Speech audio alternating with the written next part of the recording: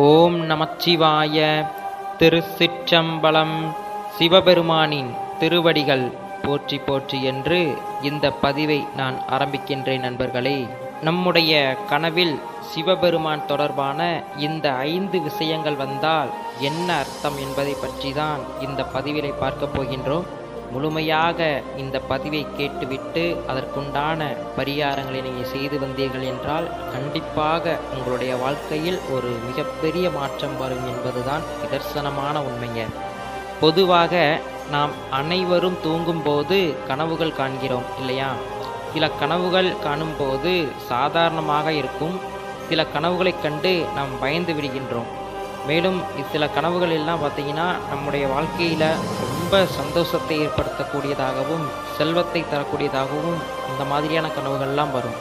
இப்படிப்பட்ட கனவுகள் தொடர்பான விஷயங்கள் கனவு ஜோதிடத்தில் விரிவாக இருக்கின்றது நண்பர்களே. அதை பற்றியும் இந்த பதிவிலை முழுமையாக தெரிந்து கொள்வோம். முதலாவதாக, சிவலிங்கத்தை நீங்கள் கனவில் கண்டால் என்ன பலன் என்று தெரிந்து கொள்ளுங்கள். சிவலிங்கத்தை நீங்கள் கனவில் கண்டால் உங்களுடைய வாழ்க்கையில் நீண்டகால பிரச்சனைகளில் இருந்து நீங்கள் விரைவில் விடுபடுவீர்கள் என்று அர்த்தங்க. இந்த கனவு மிகவும் நல்லதாக கருதப்படுகிறது. உங்களுடைய வாழ்க்கையில் இந்த கனவுகள் வந்தால் கண்டிப்பாக நீங்கள் சிவாலயத்திற்கு சென்று சிவலிங்கத்திற்கு பாலபிஷேகம் செய்து வழிபட வேண்டுங்க. கட்டாயமாக உங்களுடைய வாழ்க்கையில் ஒரு மாற்றம் என்பது நிச்சயமாக வரும் என்பது 100% நிதர்சனமான உண்மைங்க. குடும்பத்தோடு சிவாலயத்திற்கு சென்று சிவபெருமானுக்கு பாலபிஷேகம் செய்து நீங்கள் வழிபட்டு வரும்போது உங்களுடைய வீட்டில் இருக்கக்கூடிய தடைகள் அனைத்தும் நீங்குங்க. திருமணம் ஆகாதவர்களுக்கு திருமண வரன் என்பது நிச்சயமாக கிடைக்கும். குழந்தைகள் கல்வியில் சிறந்து விளங்குவார்கள். ஆகையினால சிவலிங்கம் உங்கள் கனவில் வந்தால் உங்கள் வாழ்க்கையில் நீங்கள் எடுக்கக்கூடிய முயற்சிகள் அனைத்துமே வெற்றியாக அமையுங்க.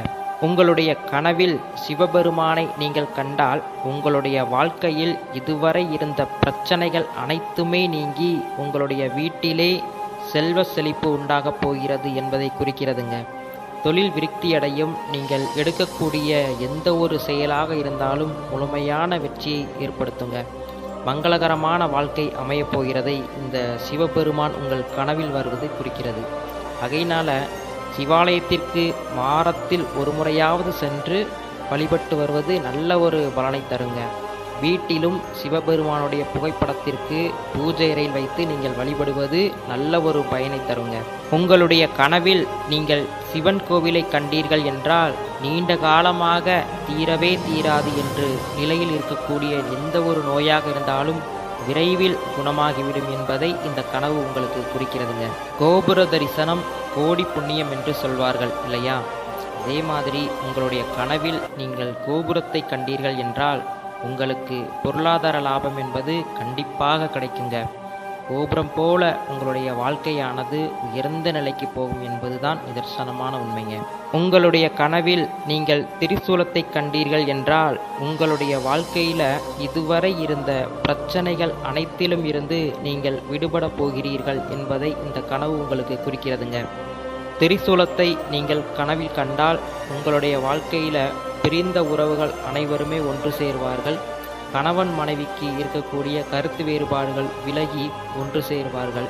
இந்த திரிசூலம் கனவானது உங்களுக்கு வந்தால் பிரிந்த உறவினர்களிடம் நீங்கள் பேசுங்கள், கண்டிப்பாக ஒன்று சேர்வார்கள். அப்படி ஒன்று சேரும்போது ஒரு முறை சிவாலயத்திற்கு சென்று சிவபெருமானை வழிபட்டுவிட்டு உங்களுடைய வீட்டிலே ஒரு சிறிய திரிசூலத்தை வாங்கி வைத்து நீங்கள் வழிபடுங்கள். ரொம்ப நல்லதுங்க. உங்களுடைய கனவில் சிவபெருமானுடைய 3வது கண்ணை நீங்கள் கண்டீர்கள் என்றால் உங்களுடைய வாழ்க்கையில நீங்கள் நிறைய வெற்றிகளை பெறப்போகிறீர்கள் என்பதை புரிந்து கொள்ளுங்கள். கூடுதலாக இந்த கனவானது உங்களுடைய வாழ்க்கையில பலவிதமான மாற்றங்களை ஏற்படுத்துங்க. இந்த கனவானது உங்களுக்கு வருகிறது என்றால் உறுதியாக நீங்கள் எடுக்கக்கூடிய எந்த ஒரு முயற்சியாக இருந்தாலும் அதில் விஸ்வரூபமாக வெற்றி பெறுவீர்கள். ஒரு தேர்விற்கு படிக்கிறீர்கள் என்றால் அந்த தேர்விற்கான அந்த எல்லா விதமான முயற்சியையும் நீங்கள் வெற்றிகரமாக செய்து அதில் முழுமையான வெற்றியை பெறுவீர்கள் என்பது நிதர்சனமான உண்மைங்க. அதே மாதிரி ஒரு தொழிலை தொடங்குகிறீர்கள் என்றால் அந்த தொழிலிலே முழுமையான வெற்றி லாபம் ஈட்டக்கூடிய ஒரு நபராக நீங்கள் வருவீர்கள் என்பது எந்த ஒரு சந்தேகமும் இல்லைங்க. நண்பர்களே, இந்த பதிவிலே சிவபெருமானுடைய சிவலிங்கம், திரிசூலம், சிவபெருமானுடைய மூன்றாவது கண், சிவன் கோவில், இப்படிப்பட்ட சில விஷயங்கள் உங்களுடைய கனவில் வந்தால் அதற்குண்டான பலன்களை பற்றி இந்த பதிவிலே தெளிவாக நான் சொல்லிவிட்டேன்.